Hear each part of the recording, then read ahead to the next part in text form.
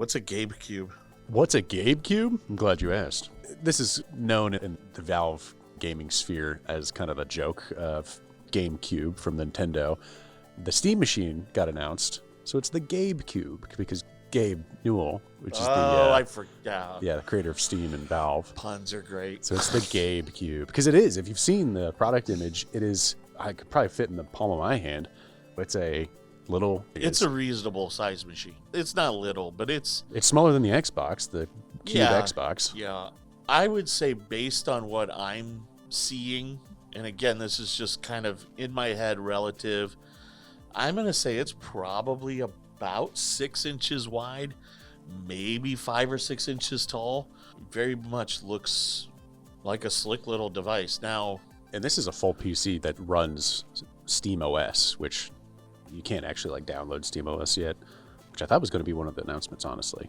But this is like a computer that you can run anything on, any normal programs. I don't think it's an ARM either. I think it's just a normal. No, it's an actual AMD processor. Yeah, so there's the sky's the limit in terms of it. It's a PC, and it's running Steam OS, so it also feels like an Xbox, a PlayStation, whatever controller based thing. It's also, because Steam OS is a Linux. If you have a Steam Deck, it's a Linux desktop that can run a lot of Windows. So the big thing, you just exit big picture mode or whatever Steam OS calls it, and then you're on a Linux desktop. Yep. Yeah, which is a very specific version that they've. I think Arch. I think they heavily customized version of Arch Linux. But we're at this spot where Valve's doing a lot to contribute back towards Linux community to help do Windows gaming emulation. And both of us are big fans of the Steam Deck. I love it. Still use it. It's great for traveling. It's a great little device. I mean, it's weirdly good for party games. I've been to a few places where I've been able to just cast it to a bigger screen and play with people. Yeah, it's a reasonable specification computer that is designed to just be a handheld portable, and the Steam machine is supposed to be a console-like experience. I'm very mixed on this whole thing. Can I be real honest with you about the Steam machine? Is it price-based, though?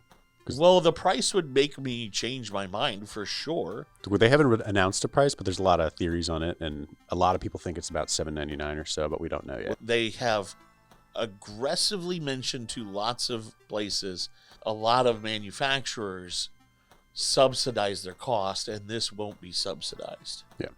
And what that means is, if you buy a game on PlayStation, well, the developer had to pay PlayStation a licensing fee to produce that game. Yep. So actually what happens is we build these devices, and I know we complained about how expensive the PlayStation is, as a for instance. That is supposed to be like a 10-year device, right? It's supposed to last a long time. So how do you make something last a long time and make it affordable? It's easy. You lose money on the hardware. Yeah, take a cut with the games. But you take a cut on the games, and then over time, one, the hardware becomes cheaper to manufacture because it's slowly coming in tune with what's possible. And two, you've had all these subsidies.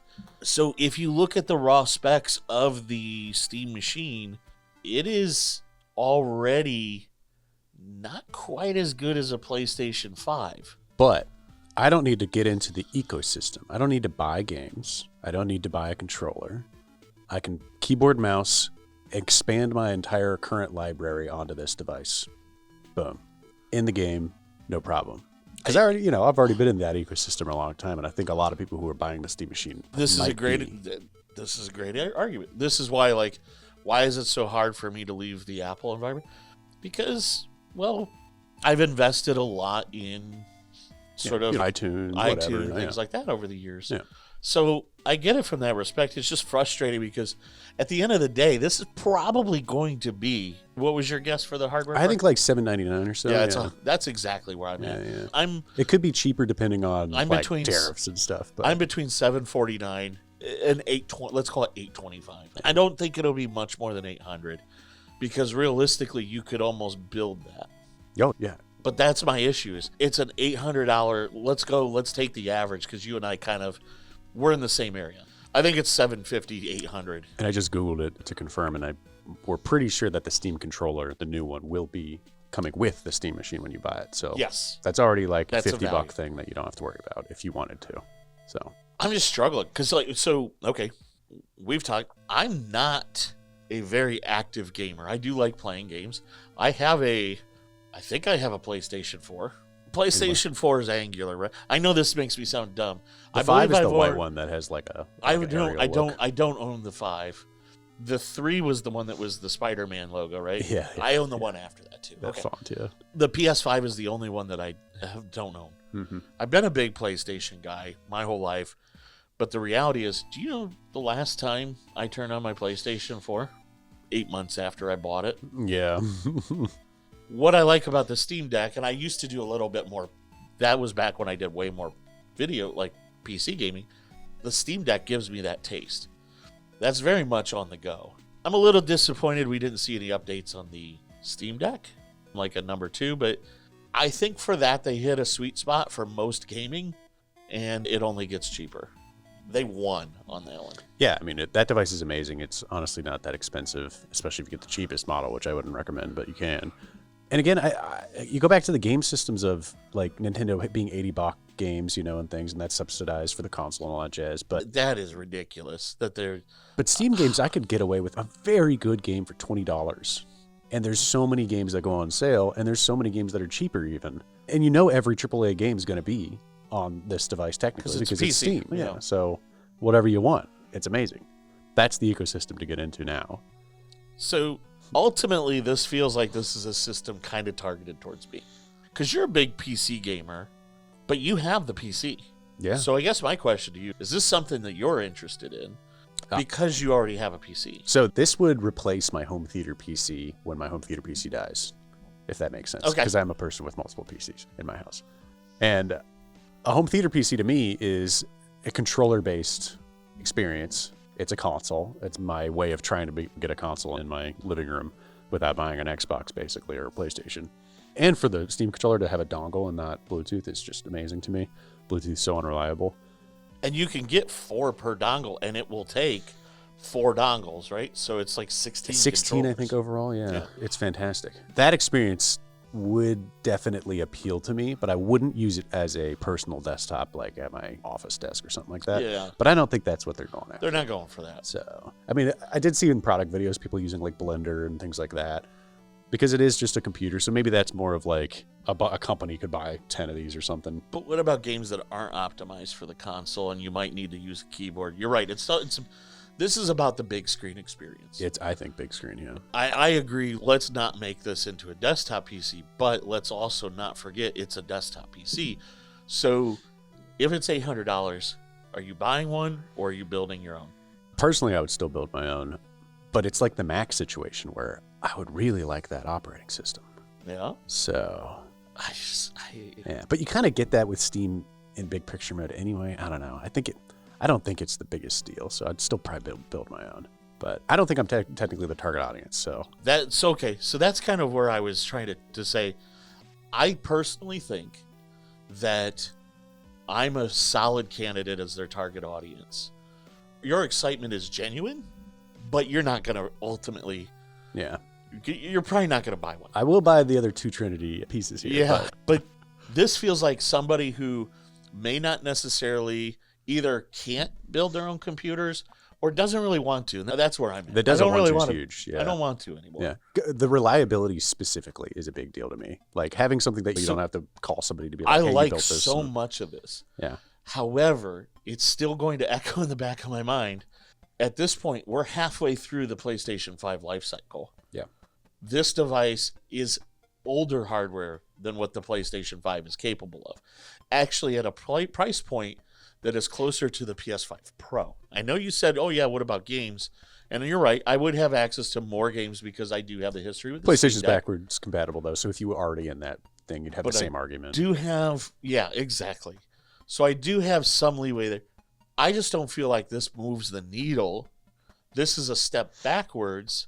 What I want is the Steam Machine too, potentially, as long as it coincides with. Got to start somewhere the big launch. Yeah, I'm excited for another. This should have been a bigger machine. I don't like, they're playing it conservative. Good on them. And that would affect the price, though, and they are trying to get people to go up against consoles. So the target audience is people like me. I do have to legitimately look at, well, this is not as performant as a PS5. what if it comes out with at $650 though? Well, this is ridiculous. I'm buying one. I'm buying 3. We just don't know yet, though. Because at that point, and that was their other thing, is that they said they don't want to subsidize because at the end of the day, it is a full-on AMD Ryzen pseudo-customized, whatever that means. That means it was throttled down the TPU for lower power so that it doesn't use. Well, and I think they may have tweaked some of the cores, but I think I watched a thing. I watched somebody's opinion on it, and I thought this made a lot of sense. It's customizing what they can without going too crazy because there's a minimum. If you go too custom, and then you have to buy a minimum number of devices, and they're just not sure that this is going to sell yet. So don't go too crazy on the customizations. As a result, they can't lock the operating system. Well, it makes sense why they're going conservative on everything, though. So the second one will be a success. If SteamOS sucks, but this is a really good desktop, I could buy Windows, put it right on it, Yeah. and never buy a single Steam game. Yeah. And that's why they say we can't subsidize. With PlayStation, what can I do? I have to buy Sony software. From their... I get it. It's just, I think when you're talking console, you're comparing again. It's hard. They're too slow. Yeah. And the reality, I freaking love the device. I want to love it. I want to be here and be excited. Mm-hmm. Yeah. This is a very cool thing, and weirdly, the Steam machine reminds me of the Framework ITX machine, which I think they started. I think that one's kind of a muffed punt. They were starting to target that for AI. Well, they've got an AI Ryzen processor. It's fantastic. Yeah. So there you go. But I don't like this whole you have to spend $20 in clippy things to finish the front. Yeah. No, I don't. Listen, there are people who are inventive and creative. I ain't one.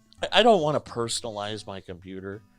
I don't want to stick a magnet on the side. Yeah, they had like a faux grass on it, or like on one of them too, so you could touch grass while you're playing. Yeah. So dumb. I don't want to that's a fun thing, but they should have a eco front. Yeah, here's just the blank slate kind of thing. Yeah, but the internals themselves look really good. Yeah, but then again, you ever look into minis for them?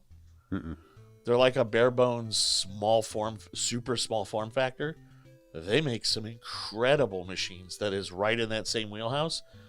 And it's got things like 25 gigabits SFP ports, 10 gigabit Ethernet, 2.5. It's got like a 10 gig Ethernet, 2.5 gig Ethernet, and then 2 SFP ports rated for 25 gigabits. Jeez. Just for networking. So if you wanted to cluster more than one of them. Yeah, you could. Very similar processor. I think it's the AI Max 385 or 395 AI. And just...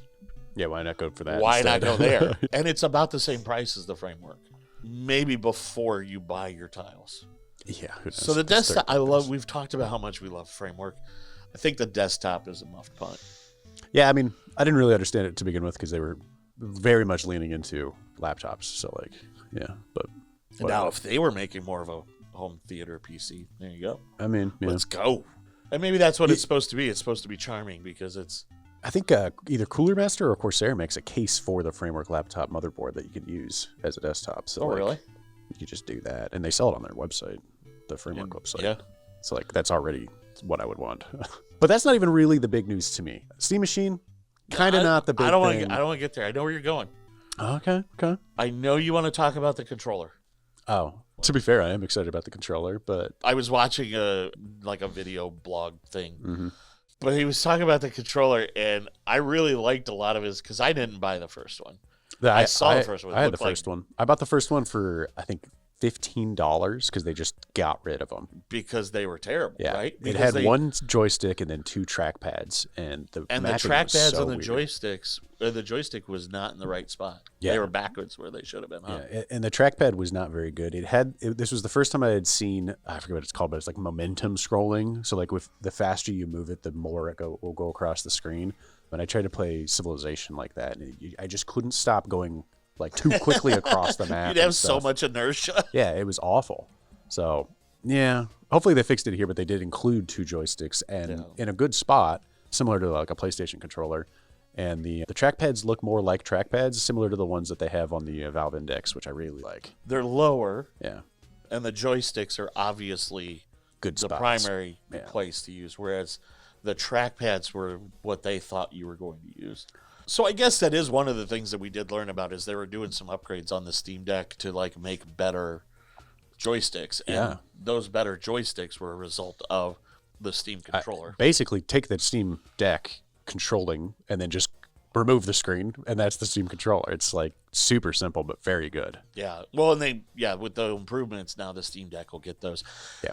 And if you have an older Steam Deck, the cool thing is Valve doesn't lock you out, so you could buy the replacement parts and upgrade your joysticks. Yep. Steam Deck is entirely upgradable. Moddable. Yeah. It's fantastic.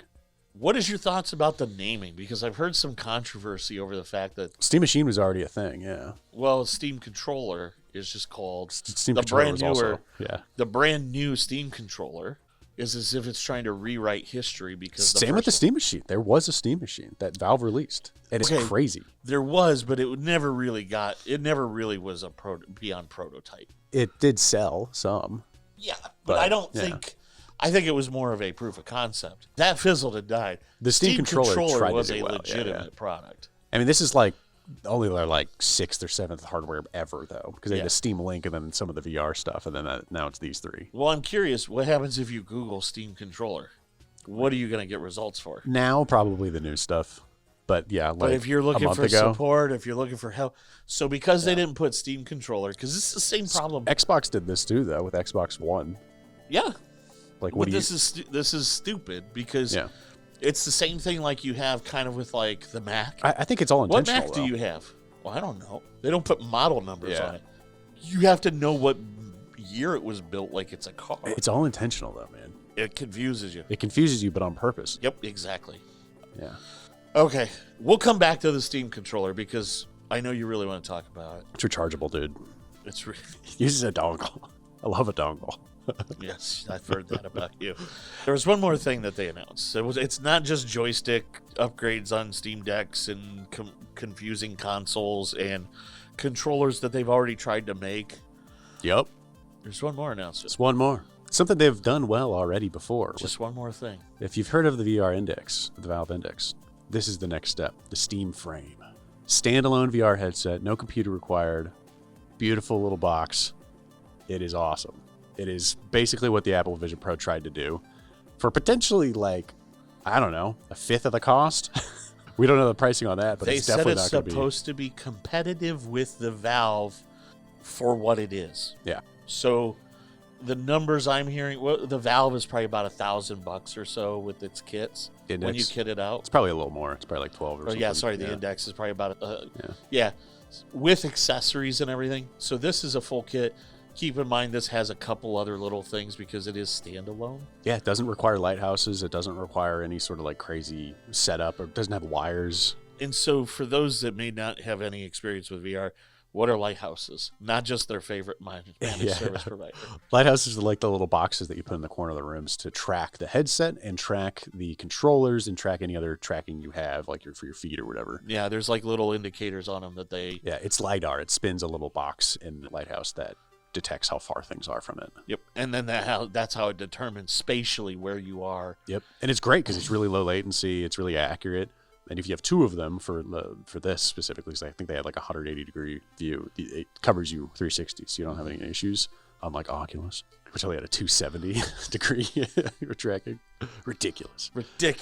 What were they even thinking? But this one, similar to the Apple Vision Pro, uses cameras on the exterior to track in real time everything that's around you. So none of these there's nothing, basically these lighthouses you would have to install in your room. Yeah, then you're stuck in that room. Yep. Especially because you're tethered to a computer, which is another thing, which this is all... You're not stuck, but it's a pain to move you. Yeah. You also have to make sure that you're plugged straight into a computer. Yeah. Which, there are some wireless variants and stuff, but those are wildly expensive. And still kind of laggy, is my understanding. Yeah, they're still not perfect, because they don't even use the Wi-Fi 7 6 gigahertz channel that's now here, which is going to change quite a bit, honestly, with VR soon, but no one's talking about that. This is... literally a game changer. Unless this uses... Hold on a second. What does? Oh my god. Okay, Did you not know that on the frame? So the Steam frame can also use a computer as hardware, and Yeah. then it can stream over 6 gigahertz. I didn't know. Yeah, that. That's yeah, all. so- I just said that because I was like, I'm excited for that to happen.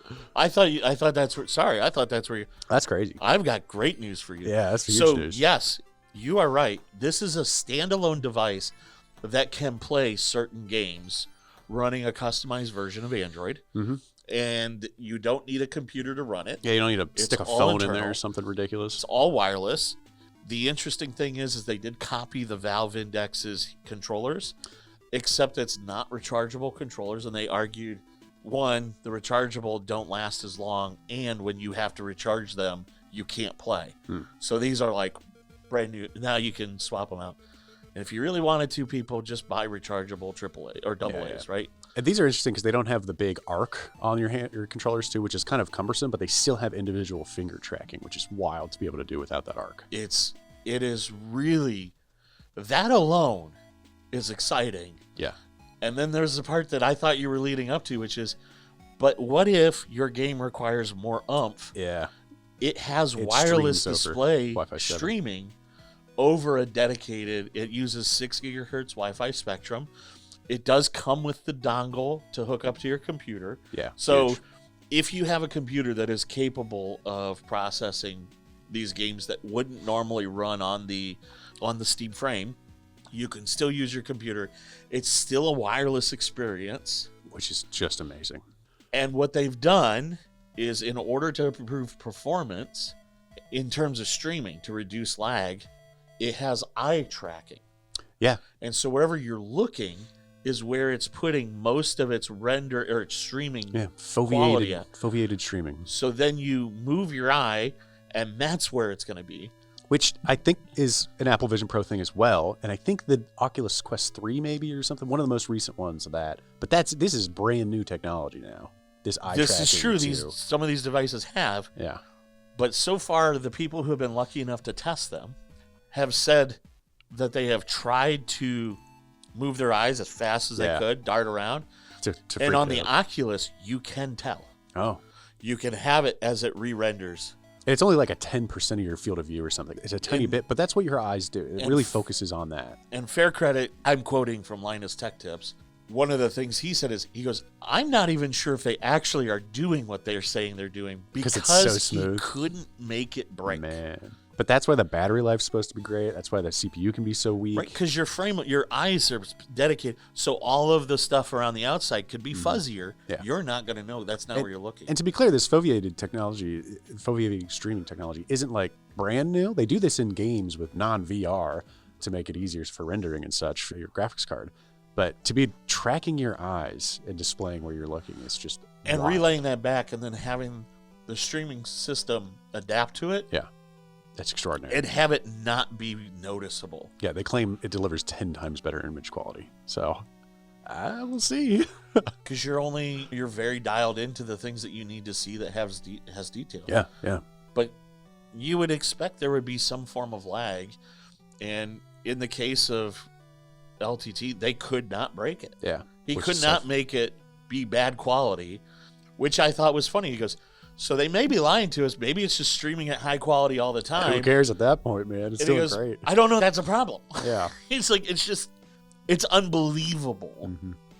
I'm really excited for it, man. And there is an AR aspect to it, but the exterior cameras are only black and white to save resources. So, it probably won't be AR. It's going to be VR specifically. But the fact that it can do that at all is really nice. The Index, for example, has like the worst exterior camera, but this camera these have to be better for the fact that it is also your trackers, telling you where you are in the real world. So I get it. The only reason why you may want color is maybe if you wanted pass through or some things like that. You can't really do that with this version. Yeah, if you're looking for AR, that's the Apple Vision This is Pro, not augmented. Yeah, that's still Vision Pro. Yeah. This sounds awesome. Yeah. I'm so excited. I might be in on this one. The frame, like the Steam controller, I'm for sure doing because that's going to be like $60, and I already need a controller anyway.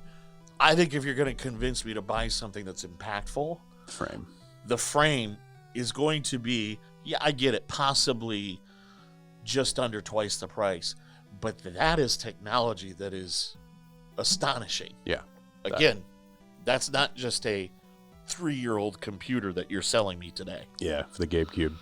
The GabeCube. Yeah. That's great. But the Steam Frame, again, we don't know pricing, but I've seen a lot of speculation and about 1,000, maybe. Not sure.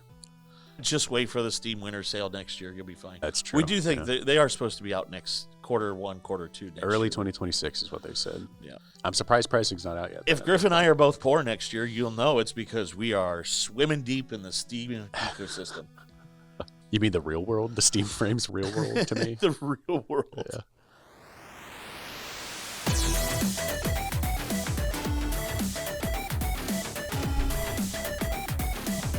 This is what happens when we're back and we're full and we've had so much turkey, so much to be thankful for, not just because of the Trinity of Steam devices. Yes. I like that you called it that. I had not heard it that, but that's kind of fun. It's like 3 hardware announcements in one, so it's like, well. Well, it was like 3.5 because they did kind of talk about that was the thing. Like they brought up the Steam. I'm sorry, guys. Still I know this is the cold open. I should just kill that. Should just kill the intro music, and we'll just keep talking about the. No, but like they did talk about the Steam Deck. It got me all amped up, and then it was like upgraded joysticks from the Steam controller, and you're like, well, that's stupid. Yeah. I mean, it's good, but I'm not going out of my way for that. I mean, I didn't experience issues with the Steam Deck like drifting or anything like that. A lot of people say that there's a lot of, and this is supposed to fix that. Yeah, I think there's dead space or something like that, not drift or something. I don't use mine a ton. Mine's mostly I'm traveling.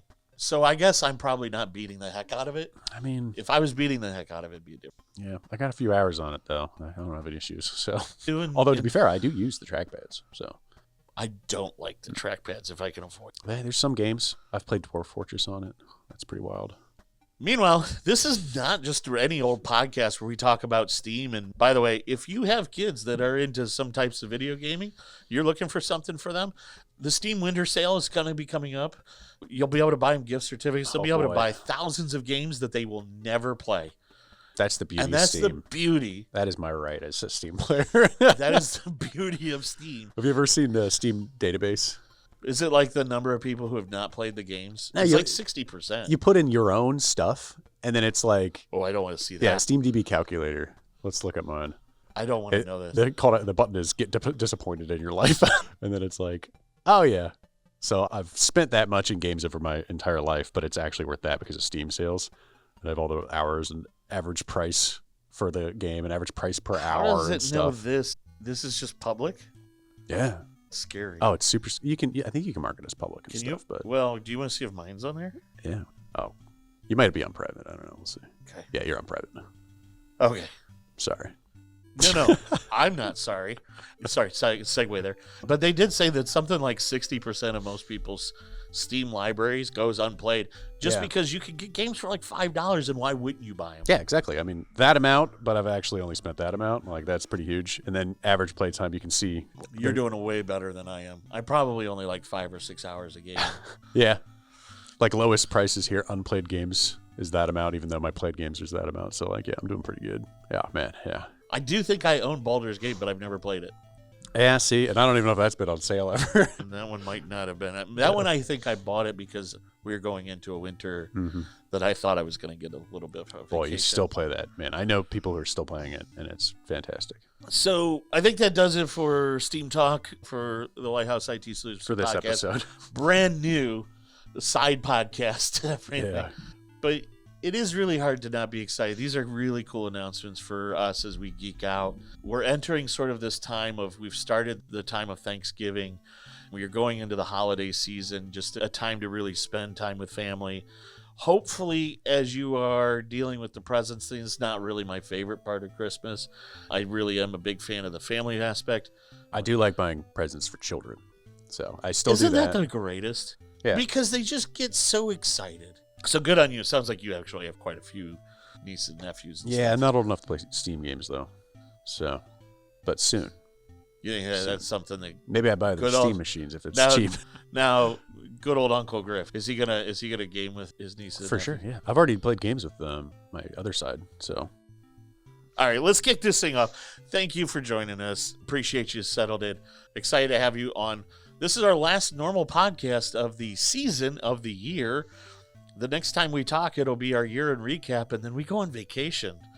And by vacation, I mean we usually refresh. We do something with the studio. We do some investments, and we take a little bit to reset and refocus for the year. I'm already excited about it. We've already talked about some thoughts and ideas there. See you one more time, and then February. We take the very cold off. Well, I heard there's some cyber issues going on. Do you want to talk about AI? Do you want to talk about... Well, the cybersecurity thing seems like AI.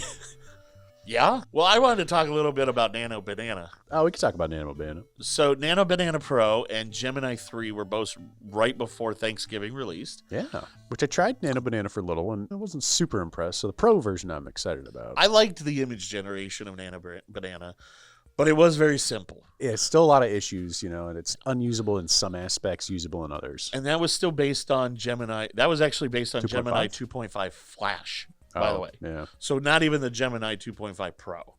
And so we now have Gemini 3 Pro out, and it's supposed to be far more capable. I'm seeing a lot of people who aren't quite so excited about it, but with it becomes a new Nano Banana Pro.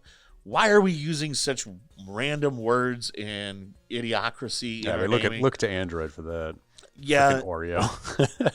What makes the Nano Banana model unique is it's very much about image. So the Nano Banana is very much about creative creation. So it's about creative items. Yeah, their examples are storyboards and infographics and things like that. Yeah.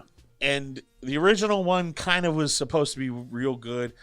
And this is so funny because I actually did just see this not too long ago. But one of the things like Nano Bananas Pro is supposed to be able to do is you're supposed to be able to feed it several images and be able to orient them, talk to it, refine it, update the image, maybe add detail.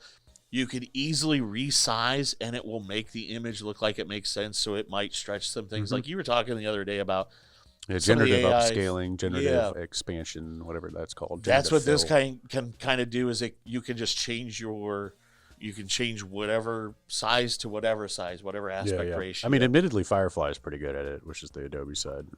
And so as we work with these, the other things you could maybe feed it a product, or you can create diagrams, infographics. Yeah, I saw like recipes. Like you take a photo of like a pie or something, and it's like, this is how you make that pie. and it would make it look like it was deconstructed.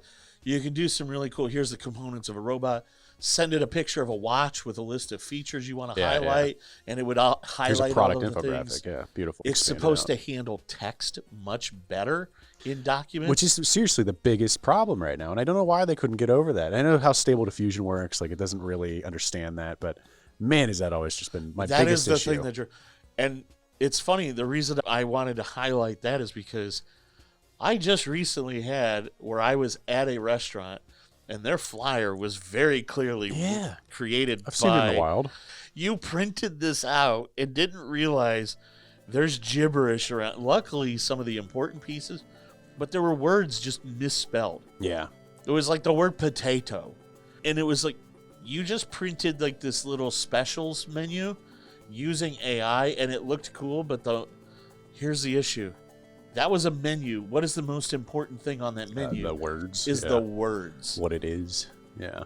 I give you credit for trying, but you didn't actually think. You didn't proofread it. You just said, yeah, that looks great.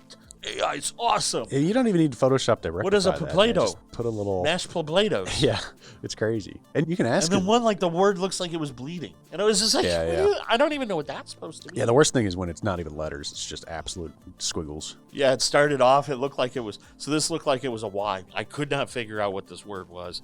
But it looked like it was trying to be a Y, but the Y was trying to run away. So that alone could make this really worth it. And the fact that you could go in and add detail. Like I saw somebody do a demo. They took a person's face, and because with AI, everything's smoothed out. Mm-hmm. It like created pores and depth to it. Yeah. So it really looked high quality. Yeah, getting those fine details that really surpass the uncanny valley kind of aspect is super important for them to figure out.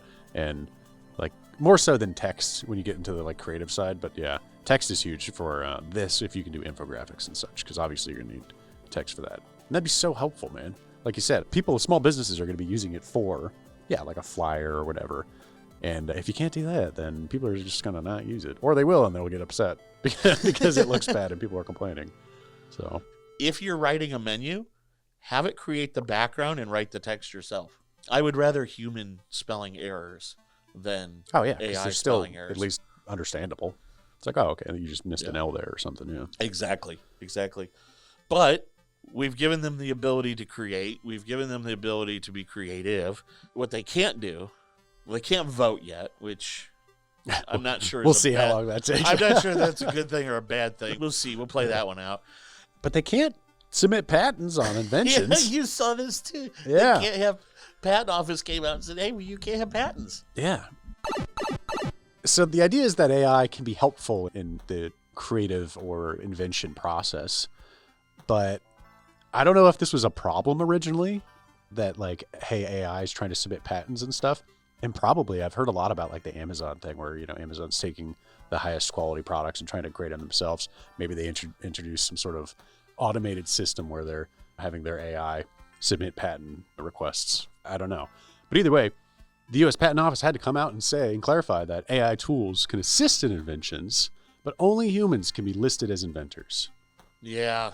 Funny that they had to make that clarification, but like, man, oh man. Sorry, Grok. So these patent trolls, as they kind of coined, are no longer going to be an issue for, at least on their side, where it's constantly getting stuff. But the other side is that this is not an international law.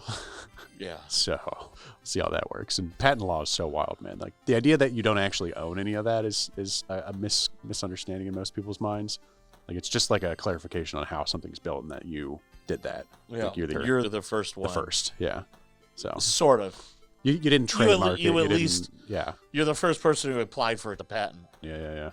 So we'll see how much that changes in the coming years if they can do it themselves or something. But for now, the U.S. Patent Office had to come out and clarify that, which is hilarious to me. I wonder if it meant that somebody was like, hey, do I have to like co-declare ChatGPT? Co-declaration, yeah. Yeah, like this was co-designed. Yeah.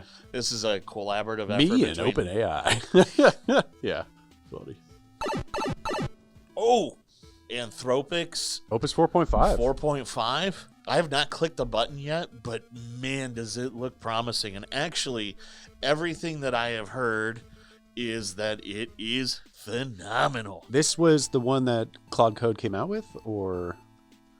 So Claude Code is a product of Anthropic. It's part of, so Claude Code still exists, but now you can utilize the Opus model. And currently, you would have, so this would be, okay, because Anthropic is kind of weirdly confusing.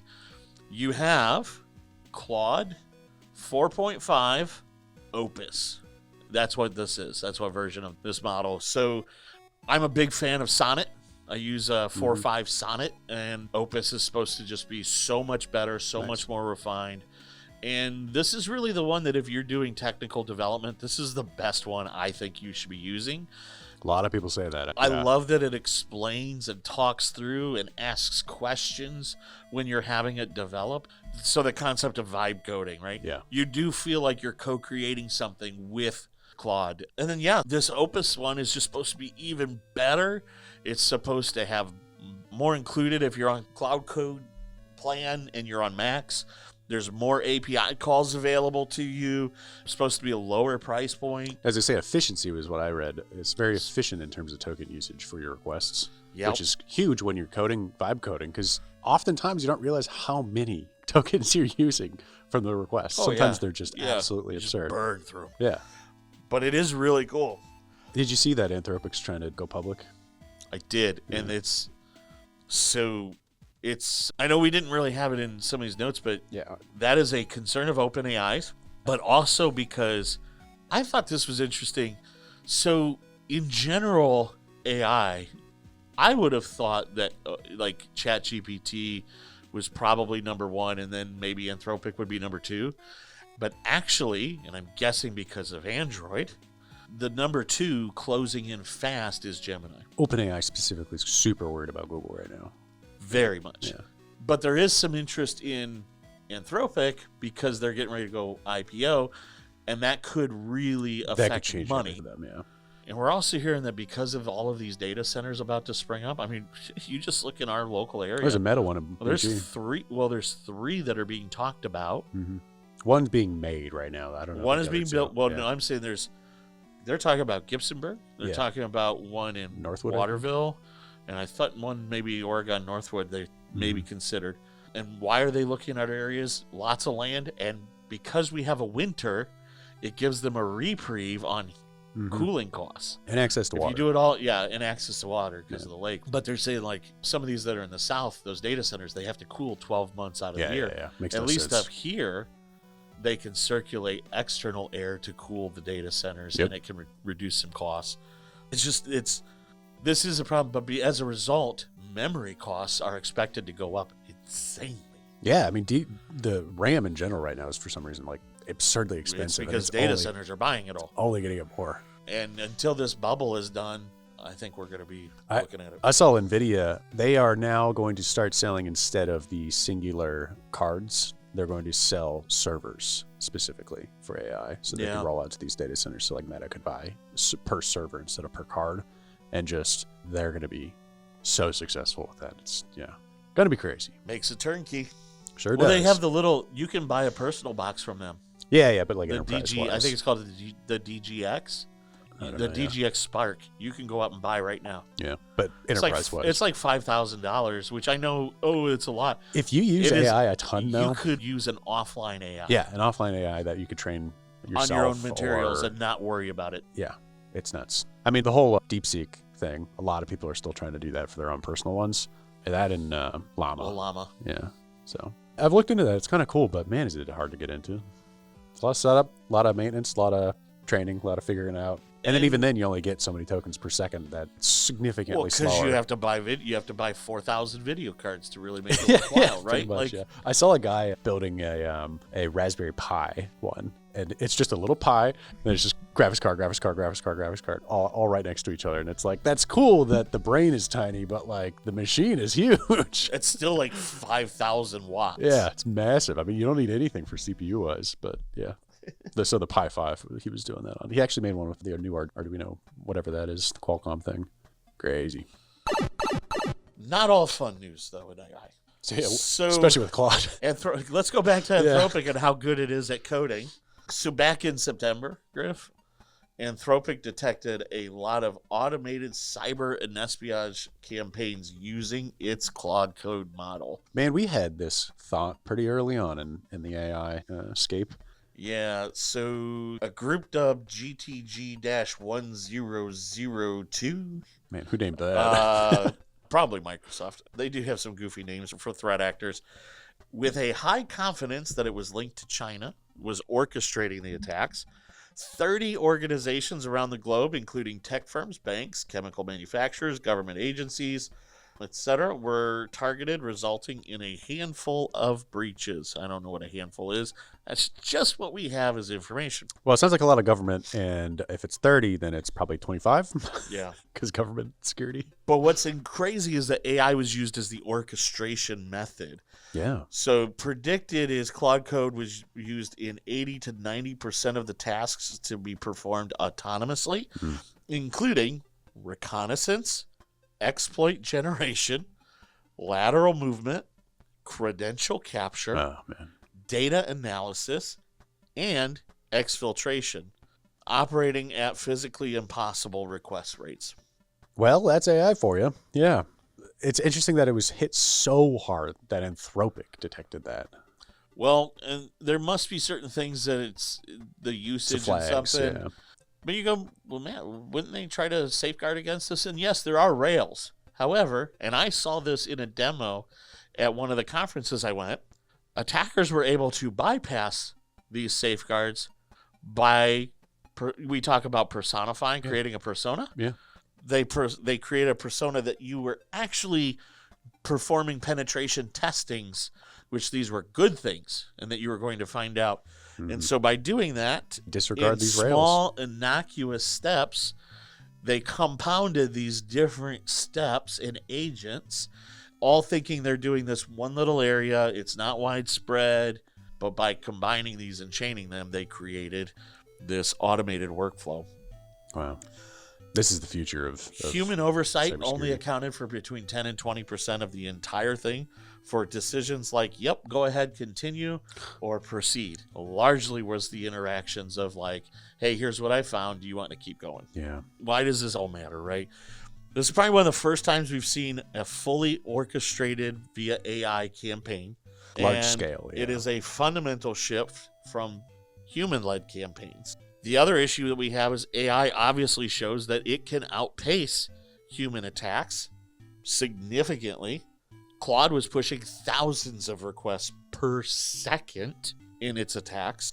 And it also shows who our friends are. This does look like it's part of a state-linked outsource. And so they're willing to use whatever they can to get this done. Wow. Anthropic has since disabled the rogue accounts, alerted companies that it believes were effective, and spent 10 days mapping out the attack flow. U.S. agencies advise rotating credentials, segmenting your network architecture, and incorporating strict privilege control. Of course, zero trust behavioral detection, as well as your own continuous threat hunting. And this I think is kind of interesting. Having AI savvy employee training arguably are becoming the most important. crucial today. Yep. Huge. What does this mean for small businesses? Look, we are prime targets given that our exposure. Like, we tend to have older software, older guardrails. We don't have the depth of security some of these big guys are. And attackers trained very innocuously to perform these. So maybe the older models won't get the guardrail updates. Yeah. I wonder how much of this is actually happening in present day that we just don't see as well, or people aren't reporting on, or the actual companies aren't finding and flagging. Because this could be a much wider spread thing. And now we're dependent on the monitoring of the companies that are involved to make sure, right? Because you can write safeguards, but you saw what it did is it convinced the AI model. Because you could say, I want you to write me a virus, and it said no. Yeah. But you could say, hey, I'm doing security research to learn how viruses work. Yeah. Can you help me craft code that would help me understand how to prevent an attack? And it will do it. It's like, oh, yeah, cool. I'm a good guy. Yeah, do it. All you have to do is convince it it's a good guy. Yep. I read an article about people using AI for pig butchering scams. Yeah. And that's a smaller, on an individual, but still very widespread method. And they're super successful, unfortunately. And that's about just keeping your foot on their throats, proverbially speaking. Yeah. And building social relationships, even though it's an AI. It's wild. Yeah. People don't understand it, recognize it. And the more accessible you are, which an AI never sleeps. Yeah. Yep. Hey, Seriously. are you up? Yeah. What's going on? Mm-hmm. It's nuts. This AI cybersecurity these efforts are only going to get worse. So, yeah, like you said, it's extremely crucial for employee training, train your parents, ensure that your kids understand this kind of stuff. Like, good thing there's the social chats that just launched on ChatGPT. I'll just go back to Sora. Yeah. Oh, man. I need to see more videos of Shaq flying. Surprisingly, Sora hasn't done as well as it was. So I'm still having fun with it. The problem now is Sora's videos are getting downloaded and exported out to like Facebook and stuff. and that's what we talked about. Well, all right, Griff, I think you and we need to get back to work so we can save up for our Steam frames. Because we need 2 of them, right? You and I, we're not going to share. Obviously, yeah. Obviously. And I probably will need a Steam machine because I don't own a computer, and I'll probably need something to render the big games. Yeah, I mean, $799, you can buy a graphics card for that much nowadays. Ugh. So, yeah, it's not that far off in pricing, but Isn't that sad? yeah. But look, till then, we do have one more podcast coming up, but I think it'll be after the holiday. And so, however you celebrate, this is one of those times where I think it is great. Slow down, take a step back, enjoy the moment, enjoy your family. I hope that as you go into the holiday season, Christmas, Hanukkah, however you celebrate, look, I want you to be safe. I want you to, it's my hope for you that you get to focus on truly spending time with family, people you care about. And if you don't have that, then hope that you have resources that allow you to be with people. Don't use AI for this. Find actual people. And I don't think you have to admit that you might be lonely. You can just go ahead and say, hey, I don't have anything going on for Christmas. Can I come crash your party? Something beautiful about this time of the year is you probably won't be told no. But my hope is that we get to end the year strong, together, happy, and excited for what 2026 is going to come from. Yeah, the next time you hear our voices will be probably right before the new year kicks off. And we'll get to talk a lot about what excited us about this year. And I look forward to when we can chat again.